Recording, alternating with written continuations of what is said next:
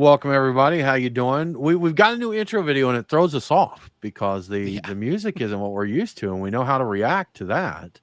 But that one's a little different, but we'll make it through. We'll make it through it here.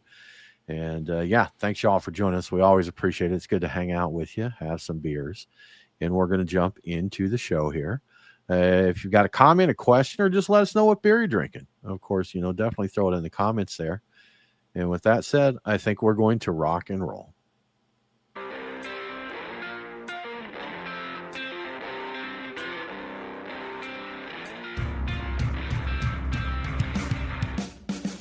Welcome, everybody, to the Beer Guys radio show. Thank you so much for coming along, hanging out with us, sharing a beer, having some conversations. I am Tim Dennis. Mo Mike Nate is on assignment, and actually on assignment this time. Sometimes we say that if we're sick or dead or something like that, but he's actually on an assignment there. And Brian Hewitt, how are you doing? Not bad. I think he's actually out of state, but I think he I'm is. good. Yeah, I'm good. on an assignment. Yes. He really is on an assignment too. Yeah, It's kind of great. absolutely. Not necessarily one of our assignments, but an assignment. An assignment. Yeah. It applies here. It applies here. Brian, how was your week, man? How's things going for you? It's been pretty good. It's we're cruising into the holidays, so things Right. are winding down a little bit. The day jobs have been a little less crazy, just a little bit. It's That's still good. a good amount of crazy still, but just a little bit. I something I was thinking about. I should mention I had Brooklyn Black Ops. They do them in cans over the weekend. This might Okay. have been one of the more interesting things I did over the weekend. This is a really good beer. I remember from back in the early days, like it blew my mind how good it was. I had it again over the weekend, and I was thinking about more recent ones I've had, and I've always thought they were a little on the thin side. This was a boozy monster. I really enjoyed this, and aged in Four Roses barrels and all that sort of thing. So that's something I've been thinking about. I'm like, I need to get more of these cans. It's quite nice, Tim, quite nice indeed. But It's been quite a while since I've had that one, I think. So I have to keep an eye out for it. At least try it. they still put it in a tall boy. So I mean, it's not in the 750 anymore, which I kind of miss. But this is a little bit more approachable. But that's still it's a 12.5%, 12.4%. That's still a lot of stout to put down by yourself. I mean, I did. I was going to say, I'm sure, but you did, right? Oh, Yeah, I totally of course, did. of I didn't course. even think twice about it. It's like, well, today is the day I get into that, and maybe I had something before that, maybe I didn't. Who knows? But that's the thing that came to mind as we were starting up the show. I'm like, I need to say that's a great beer, and it makes the round. I don't think it gets quite the love it once did, but still fantastic. So boozy this year, so great. Yeah. Anyway, There's so many that I think are kind of missing the love that they used to get. There are still stellar beers, even with the way things are going. They're just not the current hotness. North Coast has a couple, like Old Rasputin. I mean, that's still an absolutely stellar beer. It's just there's other ones now that are cooler. The more trendy stuff there. But it used to be ones, and we've talked about it before. It was also at one time one of the few beers of that caliber we could get here in Georgia. that's true. So, finding stuff like that. But we were chatting with the guys on our Discord, our Patreon supporters on the Discord recently, and it went out and like Kentucky Breakfast Stout, CBS, they're just shelves full of them now. And at one time, CBS keeps coming back from the dead. They've canceled that one several times, and now you can just basically walk into a store and pick up a 4-pack if you want to. Yeah, didn't Kosmicki basically say on the show years ago, "I'm never brewing that beer again"? Like, I believe so. Yeah, and that was quite a while ago. It's possible that he wasn't actually the one that brewed it, and somebody else in the company brewed it. But it sure happened again. It got released again. So craziness. But Especially with I was going to say CBS and what's the Goose Island one? Bourbon County. Those are the ones like having those. The thickness of those made me start thinking about the thinness of this. But this year, the booziness of this made up for what I had perceived in the past as thinness. But go ahead, Tim. You had some. Is it still thinner? Oh, for sure. Then Breakfast Stout or Bourbon County, it is not as thick. It is definitely not as thick, but it's very, like I said, very boozy. It's got more body to it. It handles that easier drink. It's easier drinking for a It's an 12%. easy drinking 12 and a Honestly, half percenter. yeah. All right. As long as you Gotta do like what you got booze, to do, but man. yeah, I cut you off. What were you saying? I actually don't remember now. No. I was trying to think, but yeah, I was just rambling on about stouts and all of that stuff. But anyhow, Brian, it is a good time of year for beer, though. That is one thing I'll say. You know, we did our holiday beer show Oh yeah, that yeah. went out last weekend, and I mean, just so many great beers. I love the boozy, big ABVs and that. Santa Claus, what 14? I think it's right at 14, 14%, right at wasn't it? 14. Yeah. So just we're lucky that did we get that one in Georgia, or is that one someone picked up on an out of state trip? No, Because that every now and then one it does hit the shelves here, even though it's we, technically. yeah, we get it here. There are places around that have a few bottles on the shelf. There's Santa Claus, and there's another one that's I think it's a barley wine that shows up occasionally too, but it's not. It doesn't seem like it happens every year. I know that they brew it every year. I forget when they actually brew it. Do they brew it on Christmas or they brew it Oh, a I don't particular know. day of the I year? know when I But drink it. That's the yeah, important but thing. it's usually out. But yeah, we get it. It just Okay. slides in under our ABV cap apparently. So Good yeah, for me, man. Good enough for me. Well, Brian, let's talk about your beers of the week here. So, what are you sipping on this week?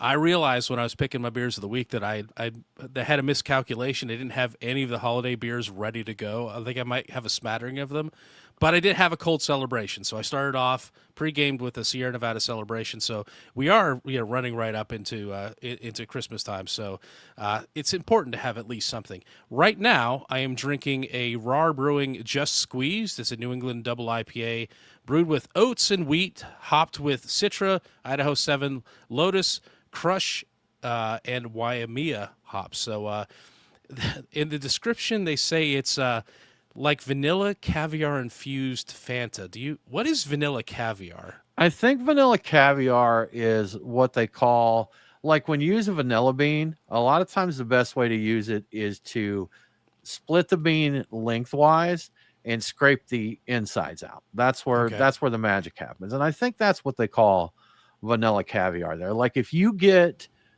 good vanilla ice cream and you see those specks that look like pepper, like Oh they put yeah. some pepper in there, there's your vanilla caviar. I Oh, think. because the seeds would be in there, so that would Yeah. effectively be the caviar-ish type of thing. I got to tell you, it's really, really good. It's very orangey. They say it's a dream child of Orange Julius and a dreamsicle, and it's very good. Okay. So yeah, Raw Brewing. I saw this one place, and I'm gonna have to go get some more of it. I really like this, and they accomplished all of this greatness without lactose, which I really enjoy. So my next thing, the post show beer.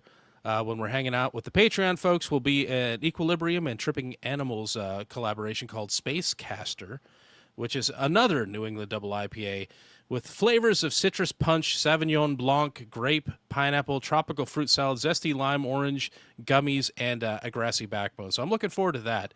They didn't tell me the description didn't say anything about what the hops went into it. So, yeah, that'll be fun. Good collaboration. So I'm looking forward to that. But, man, this Just Squeezed is great. Really good. There's some interesting notes in that space castor there. So with Yeah. grassy, gummies, fruit salad, grape, Sauvignon Blanc.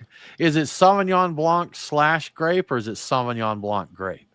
I think the write-up, I'm looking at, I copied it from their Untapped posting. Yeah. There's a comma there. So it's a Sauvignon Blanc. It is. Okay. So I guess the Okay. wine and then also just grape. Or All maybe right, it was a because typo. I don't know. and I think, Brian, you may know this more than I do, but Sauvignon Blanc, like wines are typically named after the grapes that they're made with, right? Yeah. So that would be Typically, because I would consider grape quotes like there's a flavor. If you just say grape, people know what you're talking about, even though there's a lot of other grapes there. Like in the movies when they go in and they just say, "Give me a beer." Yeah. What could that be, man? There's such a variety there. And It would be great if they had included purple in there as one of the flavors. purple grape, purple. Yes, Just purple. I want some of that purple drink. Notes of purple. Yeah. I do get that delicious. in this one. Yeah. I'm going to go out to eat. And when they ask me what I want, I'm like, yes, could I get grape, please? Just great. I Just say that. I Just prefer grape, see how they react there. See what I get out of that. fermented or non. Yes, non, please. Please skin it, please. There. Brian, interesting news. Sometimes we can't keep up with all the changes here. We reported on our show before our Christmas beer show that Anchor Brewing was leaving San Francisco, but a story came out and said that other article has no idea what they're talking about. They misinterpreted the quote. It's not leaving San Francisco. Did we report it? I thought we didn't get to that, but I thought we did. If we didn't, then we'll just say this. There was some news that suggested Anchor Brewing was leaving San Francisco. I feel like we did, Brian, but just in case, that said they were going to contract brew outside of San Francisco, but it would no longer be brewed in San Francisco. The brewery would not reopen there. But another article came out actually not too long after that said that's not the case. Yeah. So here's the interesting thing about this, whether or not we did or didn't, it was pretty interesting. So American Craft Beer is the one that reported this, like you said, that Anchor Brews, they weren't reopening the location. They were going to, what's the word, like the, dang it, I lost the word. Contract brew? Contract. There we go. Contract brew it outside of the city, which is crazy because that's exactly the opposite of the whole like, emotional post that Hamdi Ulukaya made back when he bought the brewery. How is all about, like, the cultural significance of it. But yeah. So what happened is American Craft Beer was using ChatGPT, and ChatGPT hallucinated. So they were reporting on it like the San Francisco Standard had said it happened. The problem is the San Francisco Standard didn't say that. It didn't say it at all. ChatGPT just kind of added that information. Decided like, oh, this sounds like something that would have been said in this article, and it just added it there. And they saw that. So the AI digested the article for them, and they just reported on what the AI said. And San Francisco Standard was irritated about that, and they posted an article debunking that and saying that they called him like this niche blog or something like that, a little condescending. And they said that that was reported. We didn't say that.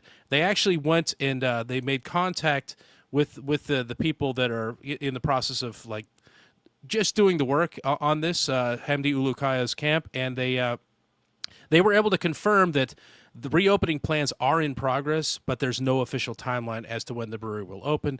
I mean, it makes sense. There's a lot of dated stuff there. I think there's going to be a lot of repairs and, retrofitting things and, I don't know, fixing things up, that sort of thing. So anyway, it turns out there's no actual news here, and the fact that there's no actual news is good news. Is the news right now. So did American Craft Beer come out and admit that they'd use ChatGPT to assist with the article? They did. If you go out to the original article, which unfortunately I didn't link in our notes, but if you go out to the original article, there is a note at the top, and they said, hey, mea culpa, we really screwed up. We were using ChatGPT to summarize the article, and we got it wrong. It got it wrong, and we rolled with it. So, yeah.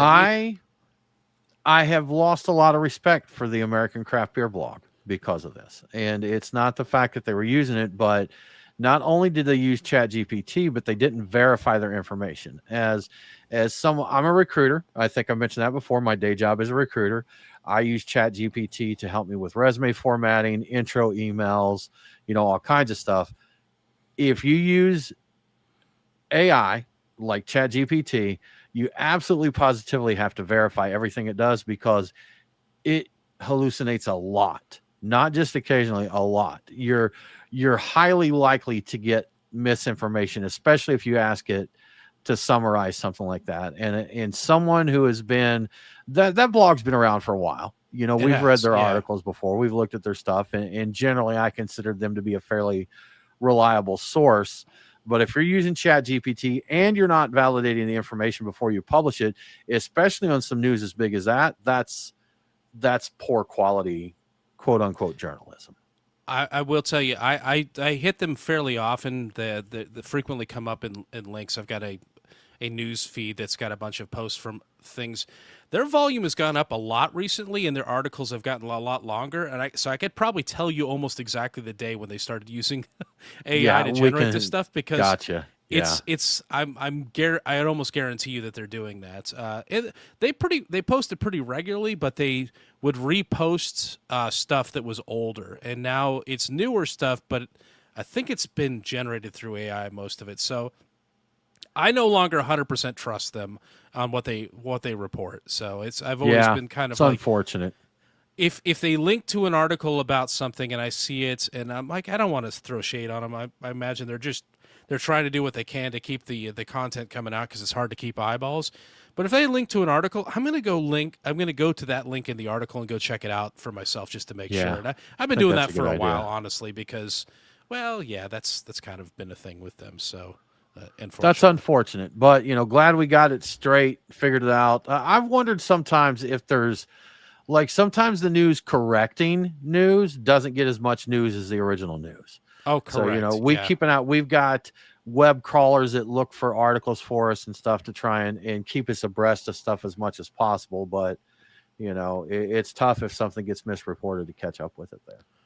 Yeah, but the good news at the end of all of this is Anchor Brewing is coming back. It's just That's what someday. they We just say. don't know when. It is coming That's back. good. So I yeah, was just mad at Mr. Chobani when I thought he had lied to us. So, for it'd be a good to hot see it minute, there. I was like, "You've betrayed everything. I Yes. can't believe it. I Yeah. will never eat yogurt Right. again." I can't I believe wasn't you've done probably this. going to anyway, but still, now with anger, now Right. with anger. With malice. With Yeah. malice. Brian, moving along, another story. This one was a shocker, and this is the timing for this in relation to our Christmas beer show was unfortunate because this brewery had a beer that made our top three. Everybody, we really enjoyed it. Yes. Our show released after this news broke, but we had recorded our show before this news broke. And Correct. I guess one of the owners being a terrible human being doesn't change the fact that the beer was really good. But especially the internet likes to say if you're supporting a beer, you're supporting that brewery and that. So we'll just throw that caveat in there that this came out after we'd recorded our show and drank the beer. But to get to the point of what I'm saying, one of the owners and co-founder of Sycamore Brewing has been out. He's been charged with statutory rape. And Brian, I don't know if you saw the updated news, but additional charges have been filed after the initial. Yeah. So I've got those. I made a note of those. So yeah, this story seems to be getting worse with each passing day because I've already seen like 3 different stories with updates on this, and it's really it's bad for pretty much everybody involved. But Justin Brigham, I think. Brigham? Yeah, Brigham. He's a former owner of Charlotte Sycamore Brewing. He has been arrested and charged with a number of serious offenses, like you said.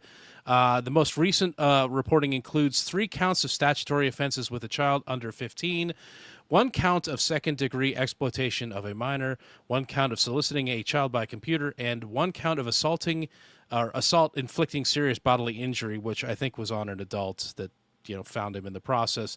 And I'm kind of leaving a few words out of these charges to kind of keep this as family friendly as possible. One of them includes the R word, which you mentioned earlier. And there's anyway, we won't get into that, but it's very serious. It's very bad stuff. Reportedly, he was arrested in his birthday suit, not wearing a stitch of clothing, in a car after the parents of a 13-year-old found him in their daughter's bedroom. Brigham's probably now ex-wife and co-owner of the brewery released a statement calling Brigham's alleged actions despicable and unforgivable, stating that they are heartbroken for the victim and the community. She also confirmed that Brigham is no longer an owner or any kind of a manager of Sycamore, and that the brewery will not be assisting in any way with Brigham's legal defense. It is worth noting that all statements that have been released about that from Sarah, the new sole owner of the brewery, has been signed by her with her maiden name Taylor, not Brigham. So previously on the brewery's About Us page, she was identified as Sarah Brigham. And the point here being that the brewery isn't the only thing that Justin Brigham will not be involved in the future. He's out all across the board. The future of Sycamore Brewing seems a little unclear at this point. On the one hand, they apparently just opened a new tap room. On the other hand, in reaction to the news, many businesses have allegedly cut ties with the brewery, including very big names like Publix, Wegmans, Lowe's Food, The Fresh Market, Food Lion, and Whole Foods. So that's an ouch for a brewery. That's a lot Sure, of beer that's not being absolutely. sold. So I read this and I'm like, I don't know what to think. I can understand businesses cutting ties with the brewery, but I also feel bad for all the people working at the brewery who had nothing to do with the alleged crimes. I assume they didn't know about it. I'm assuming they didn't participate in them. Like, I guess all that kind of thing would come out in court if it did happen. But that seems like a fair assumption. Those people are getting the shaft on this. They really are. So, yeah, it's horrible all around. He's a horrible human being if he did do these alleged things and needs to be fully prosecuted. And I fully get why people would say, nope, no more with them. Sure, So, absolutely. yeah, And I understand the retailer's stance on this as well. yeah, It's something when you have something this serious, people don't want to support it. And if you do support it, you're guilty along with them. So, I mean, it was I don't know if right is the right word here, but an understandable move from the retailers to break ties with the brewery, which is very unfortunate, assuming, his wife, soon to be ex-wife, or no one else knew about it, but understandable. yeah. Now, if there were people recovering from it, it changes Sure. entirely. Changes I get everything. that. Absolutely. Yeah, Yeah. this is a really bad situation just all across the board for pretty much everybody involved. So yeah, Absolutely. yeah. Yeah. Well, Brian, Irish Stout seems to be so hot right now. We'd heard news about Guinness doing really well, and we saw an article recently from Murphy's that apparently they're killing it as well. Yeah, you need to watch out, Guinness. Murphy's is coming to eat your lunch. Split the Heineken, M. what was that? I Sorry. said you have to split the M Oh, going split forward. the M. Yeah, that's a. There Do you they go. have? I have to think about what the pint glasses look like. Anyway, Heineken, who is the owner of Murphy's Irish Stout, reports that the beer has seen a massive surge in popularity, with sales up 666% over the past year. That's crazy. Horns out for that 666 there. The the number of pubs that have put Murphy's on tap has increased by 480% in the UK over the past year. This is said to be driven by Murphy's, quote, crowd-pleasing, unquote, flavor profile. They claim it is less bitter than traditional stouts, and that seems to be winning people over. To capitalize on this momentum and to support the struggling pubs that have had some issues with, I think, taxes went up on their beer. I remember seeing some stuff about that. Heineken UK is freezing the price of Murphy's for 2026. They're also hand-delivering free kegs to London pubs that have run out of Guinness using the slogan, "Good things come to those who are waiting."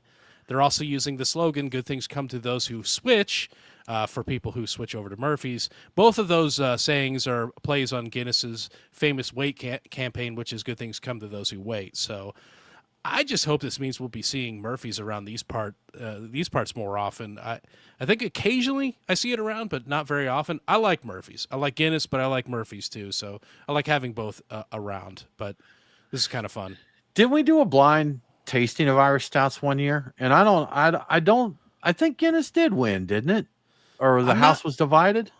I think the house was divided, and Yeah. I think that we did Guinness, we did Murphy's, and we did Beamish. And I'm trying to remember how that broke out. I don't remember. I think Murphy's or Beamish, one of the two, actually came out ahead for some people, and Guinness came out ahead for others. So it really depends Yeah. on what you're looking for in your stouts. But there's a difference. There is a difference. I could see There why is. Yeah. somebody would taste both and have an obvious preference between them. I wonder how, talk about people running out here and going to Murphy's. It just reminded me of the Bud Light fallout. I guess that's been 2 or 3 years now, when they Yeah, had yeah, that about thing. 2 years. I wonder if that has been a permanent impact to Bud Light, or if there's people that have slowly migrated back over to them.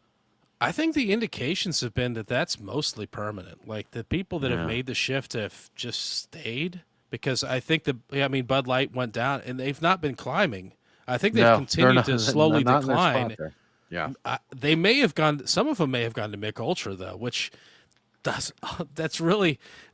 If that's done in protest, you're doing it wrong because you're just drinking a different beer from the same company. Yeah, So, they don't know. but you know what? The people that are doing that, I mean, Yeah. If They that makes feel you good feel that they're good, standing yeah, up for what they're believing in there. That's right. that's fine. You're getting your beer. You're standing up for what you believe in. You feel good about it. All right, that's fine. And So be it, man. honestly, that So doesn't be hurt it. the Budweiser at all. Not even in the No, slightest. But yeah, they're okay. good with it. They're good with it.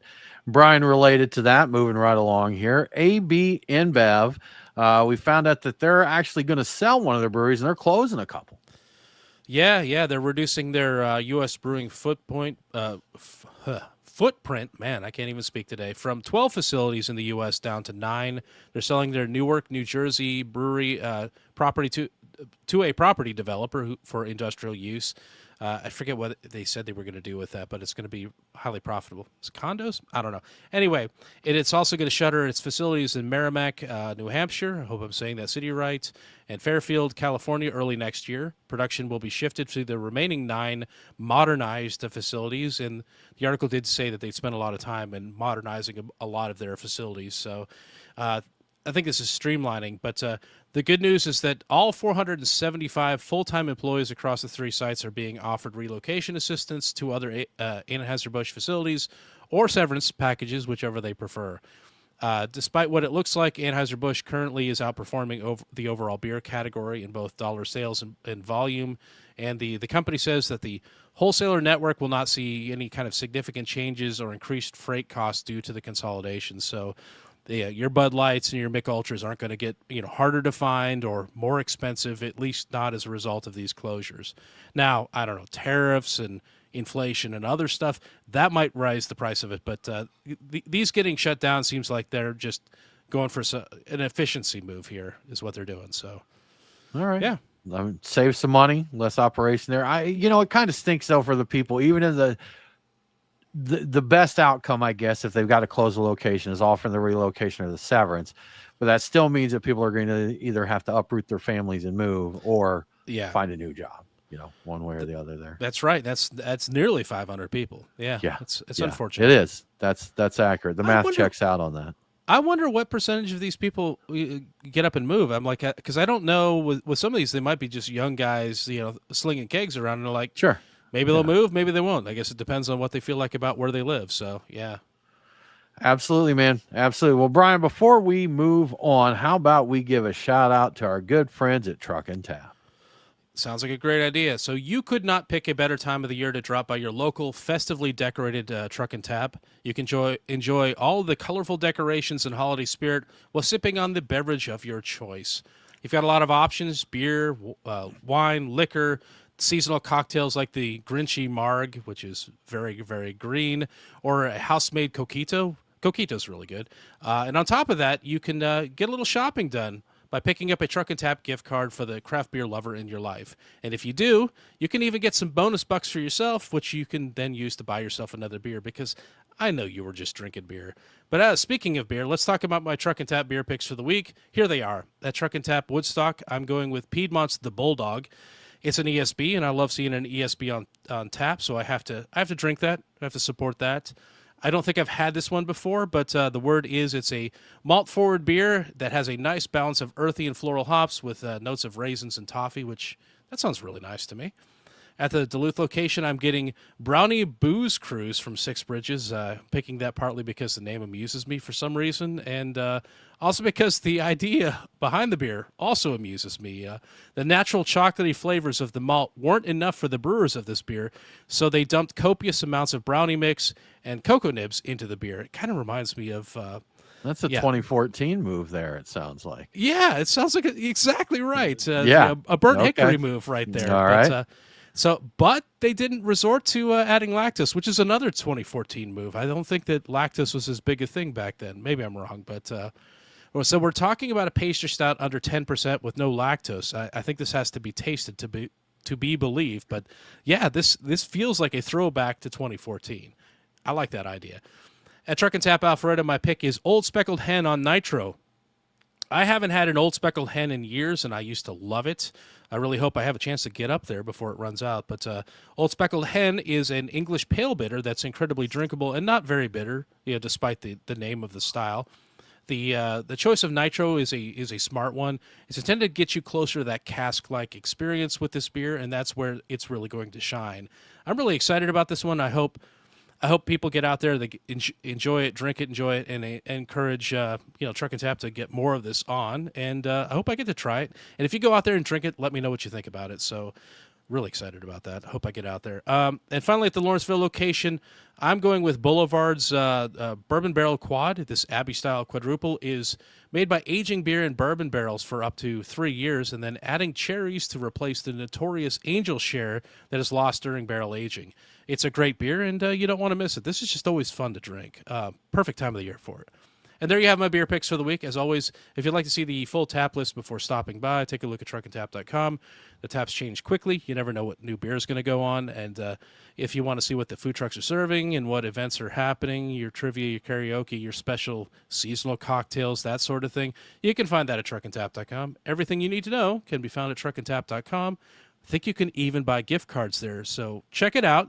And thank you to Truck and Tap for your support. Perfect stocking stuffers.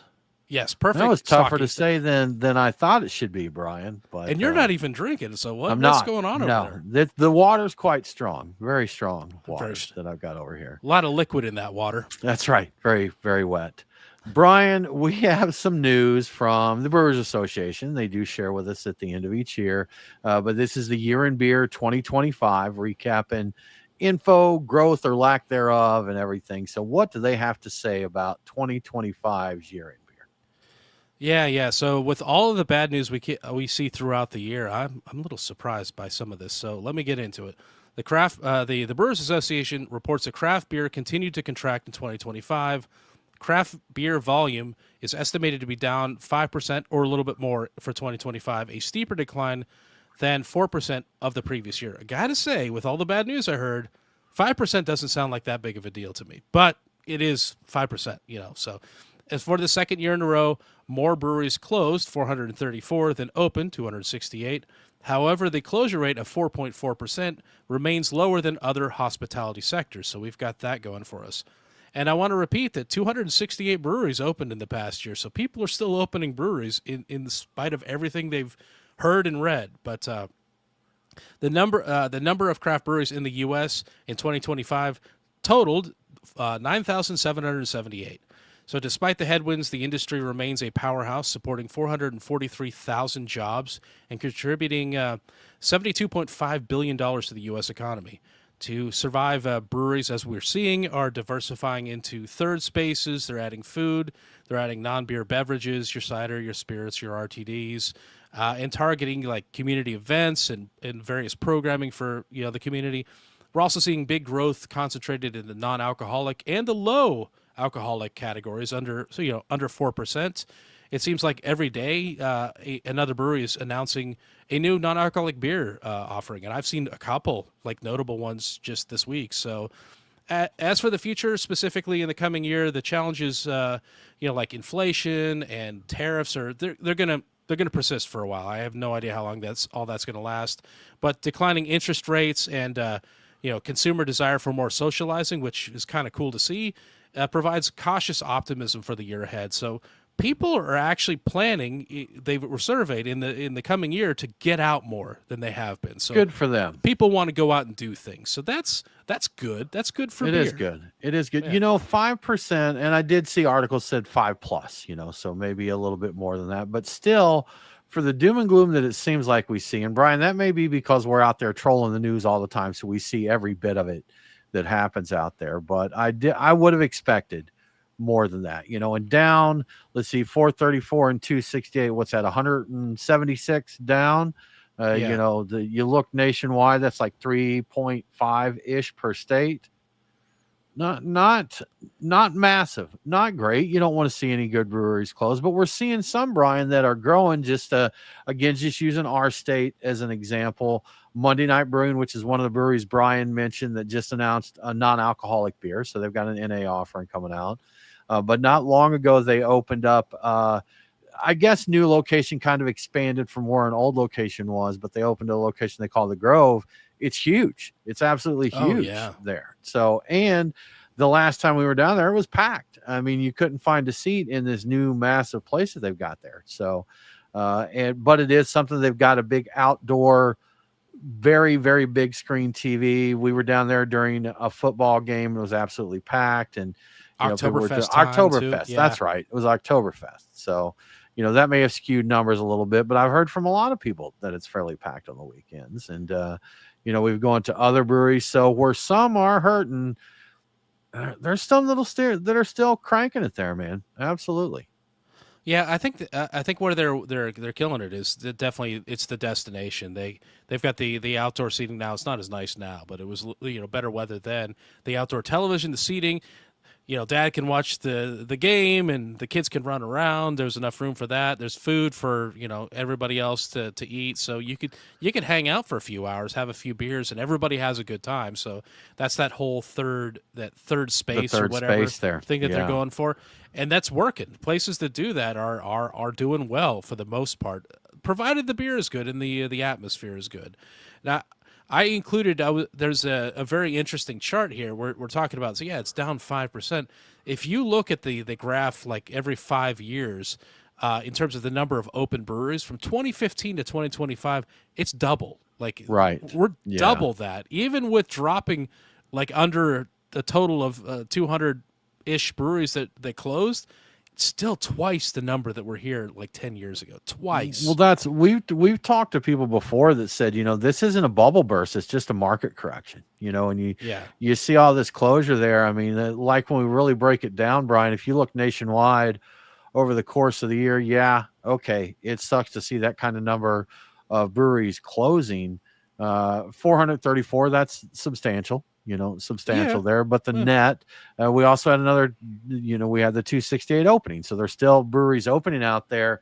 And I forget who said this, but pretty simply put it, there's always room for good beer, so if you're making good stuff, now there's more to it than just making good beer to stay alive and survive out there. But if you can get that and, make it approachable, people getting there, but there's always room for good stuff out there still.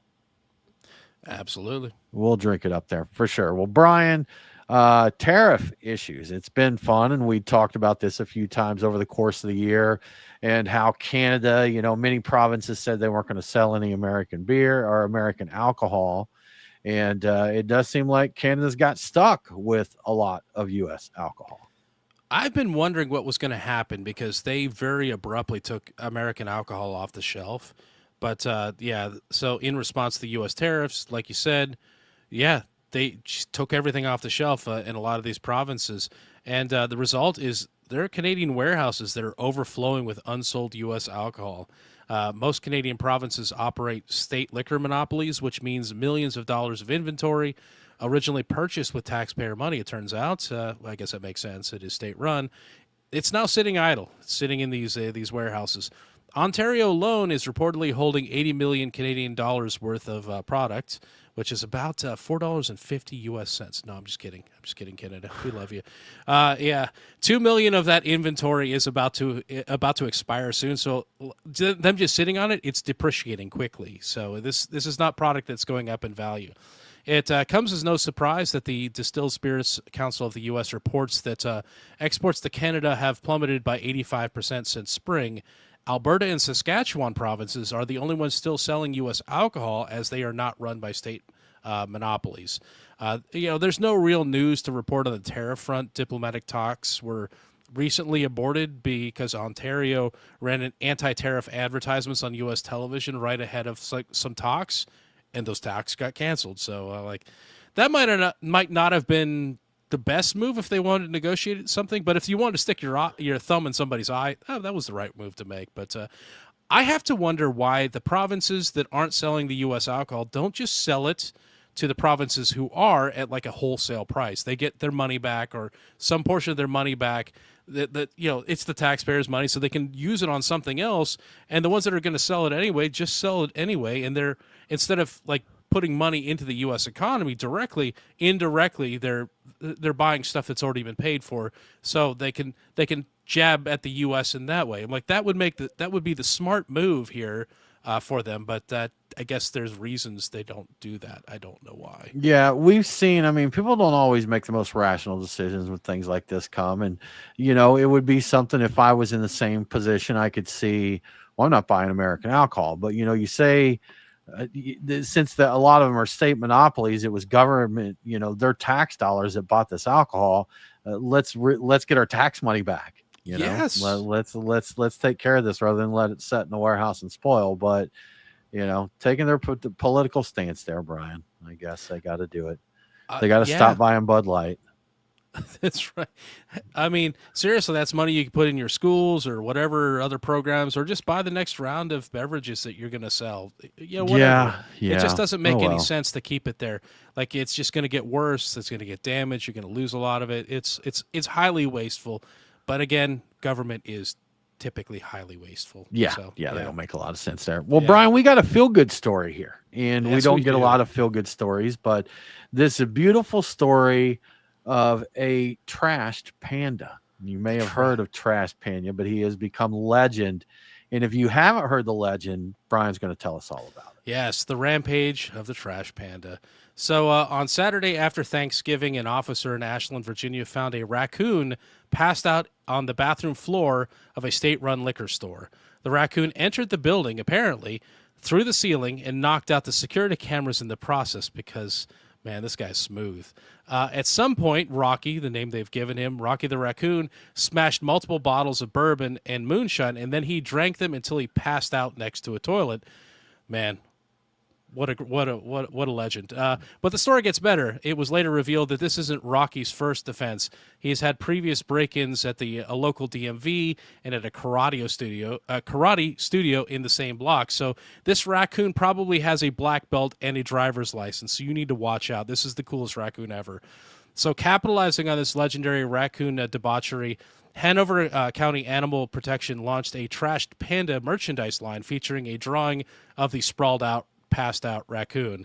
As of the last time I checked, the campaign had raised $250,000, and those funds will go towards animal care, officer training, and possibly a new animal shelter. That's a lot of money for this. And there's a happy ending. After sobering up at the shelter, Rocky the raccoon was released back into the wild with no injuries other than just a heck of a hangover. He was really hungover. And I got to say that I may or may not have a trashed panda shirt heading my way as we speak. So Supporting the I actually cause there, do. Brian. Yeah, Yeah, I may I not. bought one. I will. I do. Absolutely. Yeah. Well, good for him. Good for him. It sounds like he had a good time. He had to spend the night in the drunk tank, and then got to head back out. It's a good thing he hadn't passed out because that raccoon's got a black belt. He might have been able to take that cop I on know. and put him down. I mean, it could have Or he gotten could have dangerous. stole the car. Because he could drive. He would Yeah, just yeah. well, he would have roundhouse kicked the cop out and then taken his vehicle and gone for a joyride. So it's a good thing he was passed out. Yeah, could have gotten Is a lot there worse. really anything that a drunk raccoon can't do? I have not heard it. If there is, Yeah. I'm pretty sure they could do just about anything. Yeah, they're immortal. Way to go, Rocky. Yeah, Oh, rock Brian, on, Rocky. AI is such a hot topic. We're seeing it everywhere now, and we've seen it in just about everywhere. Beer, it's of course been talked about in beer. In our fragrance cologne collecting, there's AI places, formulating with AI fragrance profiles now. So it's everywhere. It's everywhere. But Kieran, some news on them that they have a proprietary AI apparently that they're using for beer development. Yeah, they are officially integrating AI into the heart of their brewing process. And honestly, a lot of companies are officially integrating AI into things, despite the fact that it hallucinates, as we've talked about before. But anyway, this signals a major shift in how the world's largest beverage companies are approaching their flavor development. They're not the only ones doing this. I think another Japanese company I won't talk about because of what they did to Anchor, they Right. also are on board with this. But yeah, Kirin Holdings will begin releasing beers developed by their proprietary AI system starting in March of 2026. The AI analyzes 2 decades of data, including chemical ingredient profiles and consumer taste surveys, to identify the exact compounds needed for specific richness and bitterness levels. That's what they specifically pointed out. Richness and bitterness is what they're looking at. It was also designed to solve technical brewing issues such as excessive bitterness by suggesting instantly ingredient adjustments that might have taken brewers months to figure out through trial and error. In blind taste, they're saying that consumers consistently rated the AI enhanced beer versions higher than those developed through traditional methods alone. But Kieran emphasizes that AI is just a support tool. It's not a replacement. Not yet. Not yet. Anyway, human brewers will still make the final decisions on brand direction and the soul of the product until AI gets a soul. Anyway, what do you think about this, Tim? You think this is this the I beginning of the end for brewers, Tim? Will they all be robots? No, so I don't know, man. So here's the thing. I feel like, we've seen technology. We're both not young, Brian. I wouldn't go as Correct. far as saying I'm old now, but we've been around a while. So we've seen things like, we actually have seen the phones that cords disappear from phones, altogether. That was And wild. it Yeah. was wild. So stuff like that, cassette tapes and all of this. So, there's been these changes, and really, I'm old enough to remember when computers weren't a part of daily life. So getting them in the workforce. I was a junior in high school before we ever got computers in our schools there, and the same talks were had then, Brian. That well, the computers, man, that's going to take away these jobs, and it does. It shifts things. Well, I was chatting with someone last night, and they mentioned like bookkeeping when Excel came out and tools like that. I think we had Lotus 1, 2, 3 at one time, and that it put a lot of people who did bookkeeping with literally books and pens. Well, you didn't need as many because you could do so much more with the spreadsheets. But it just kind of shifted the jobs there. So we'll see another shift. There may be things here that can't be done. The thing is will it go too far? I just suggest whatever you do for your job, learn how to harness AI to make you better at what you can do. Because really, right now, AI, a big thing about it is it's really about the prompts. It's more about the way the Yep. prompts are crafted for AI than what the AI does. You have to tell it what you want, and the more specific you are and the better you are at crafting the prompts, the better those results are going to be. So, When they came out with Google and like search engines, did you ever think that sure. the study prompt engineering would be a thing like how you search would become quasi like a specialty in Sure. Yeah. No, never would have thought that. That was always no just something you kind of did. But yeah, a search is a search, but prompt engineering is a thing now for sure. yeah, But talking about that, the phone book industry, yeah. the yellow pages used to be a big thing that everybody had. You get it dropped off, you look forward to it, and all that. We have absolutely no need for that anymore. Paper maps for the most part, they still exist, but that's another industry that was shifted. Encyclopedias. We've seen it a lot, man. We've seen it a lot. I was just thinking about it as a guy who writes code that so many different times in my career have I've seen new technologies that we're going to eliminate the need for a programmer. A lot of the previous ones were drag and drop things like WYSIWYG, drag and drop. Oh, just Yeah. drag these things down and click on these properties. You can make your own application. Yeah, that happened, but the reality is those tools can only take you so far, and it turns out a lot of those tools generate garbage code underneath, They do. and AI still generates a lot of garbage code. Like, it'll get the job done. It's not what you want. If you need to support that thing going forward and you need human beings to do that, because eventually it's always going to be human beings that fix the broken stuff, well, for now, I guess.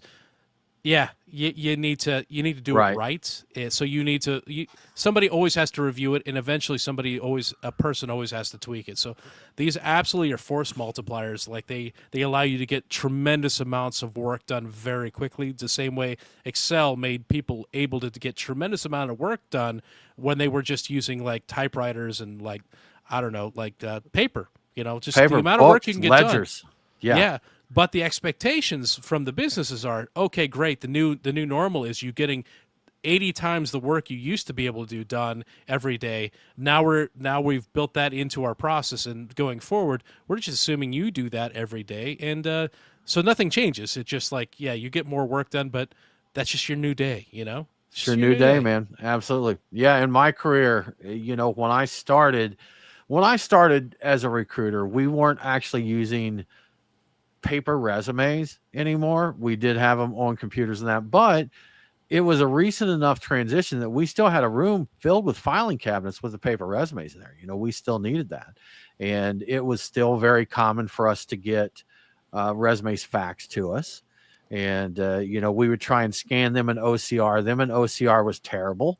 So it would make an absolute mess out of it. You know what? There's probably people now that it's just such a commonplace thing to get electronically, may not even know the term OCR, but it's optical character recognition. You'd scan a document and it would recognize it and turn it into an editable, like a Word document or something. And it was trash. I don't know that it ever got good before we moved to, just all digital there. So, and all of this stuff, Brian, has been, massive changes that changed the way we work, but it's just meant, you could do more. I didn't have to spend time cleaning up a crappy OCR'd resume, it was done. True. So it was pretty good. Interesting stuff, man. We'll have to see how it goes. Gen Z, Brian. Oh, Gen yes, Z. my favorite topic. We love talking about Gen Z, and we always get told, we've been told so many times how Gen Z doesn't like carbonation, and Gen Z isn't drinking alcohol, and Gen Z is just giving up drinking. And the latest data suggests that maybe Gen Z is just giving up on giving up. Yeah, this is great. So recent IWSR data suggests that there is a major shift in how Gen Z is approaching alcohol. They're moving away from abstinence and towards a more cautious drinking habit. The data also shows that participating in dry January and sober October has dropped significantly for Gen Z, at least in the UK and Australia. I assume a little bit probably here in the US, but they didn't specifically mention that. Additionally, the gap between Gen Z drinking rates and the general population drinking rates has shrunk to just 3% from 9% in 2023.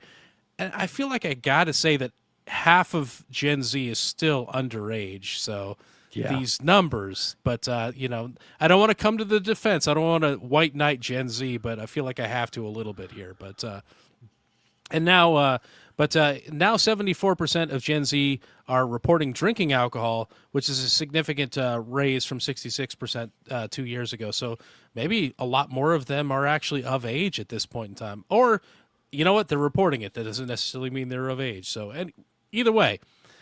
So interestingly, while Gen Z is drinking more, millennials, the industry's biggest spenders, are actually drinking less. Millennials are also consuming fewer types of alcohol per occasion than they were previously. So they are not mixing their beverages. I think they're getting older. They realize those hangovers are horrible. But tougher. Yeah.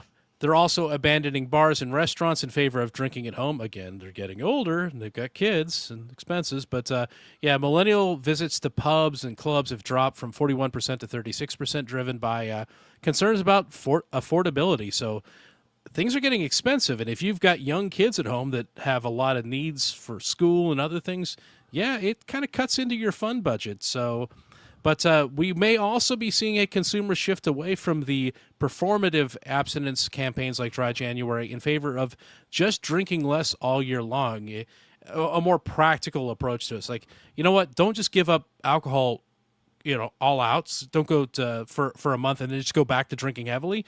Just taper it back throughout the year, and that's probably going to actually serve you better than quitting for a month. So, but I think that's where we're going. I actually think that these things were really hot for a minute, and little virtue signaling, and we're going to go back to people like figuring out, hey, do I need to drink less, or where do I need to be just all year long, and not just these arbitrary times on the calendar. Good old moderation, Brian. Yeah, that's been preached for a long time. That good old moderation will take care of you.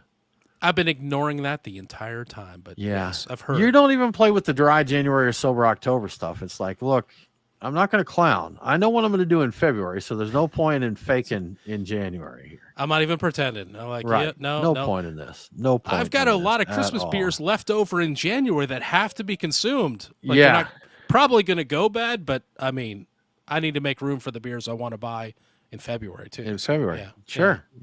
Out with the old, in with the new, Brian. Correct. It's all about do it. You got to do it. The beer flow, keeping the beer flow clean, no backups. Yeah. What's the jet Kanban? Isn't that yeah, I maintain one for my beer drinking. I'm like, let's move one into the, you got it yeah, all. Yeah, move it up to on the demand. preparing to drink, refrigerating, drinking. Now recycling the bottle or the can, and then just keep it moving. Don't need that excess inventory, man. On demand. Make Maximum sure we got it efficiency. covered there. Yeah. Good stuff. Well, y'all, it is coming up on the holidays. We are not going to be here next week. Just to let you know, next week's the Christmas holiday. We're going to take off. We're going to let y'all enjoy time with your families. We're going to do the same thing with our families and friends. But thank you so much for hanging out with us. We will be back for a year-end show, though, before we roll out of 2025. So just a heads up for you there. But thank you so much for hanging out with us. We always appreciate that. If you enjoy what we're doing here, as always, we'd appreciate it if you would tell a friend to listen to the show, subscribe, check it out. If you really dig what we're doing, then please do consider supporting us on Patreon. Go to patreon.com/beer guys. We'll get you some cool swag. We'll get you into the Discord where we chat about just all kinds of crazy stuff. Well, with all that said, we hope that you have a really, really good week. And don't forget to drink local. Cheers.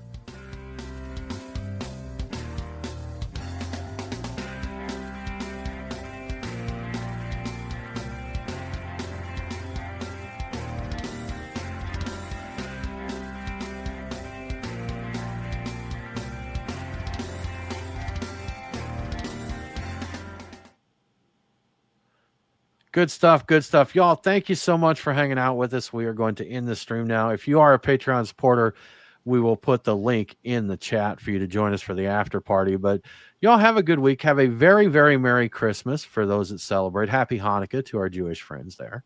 We appreciate it. And we'll see you again the week before of New Year's. I don't know the exact dates, but somewhere in that time frame there. But y'all have a good one. We'll see you really soon. Thanks.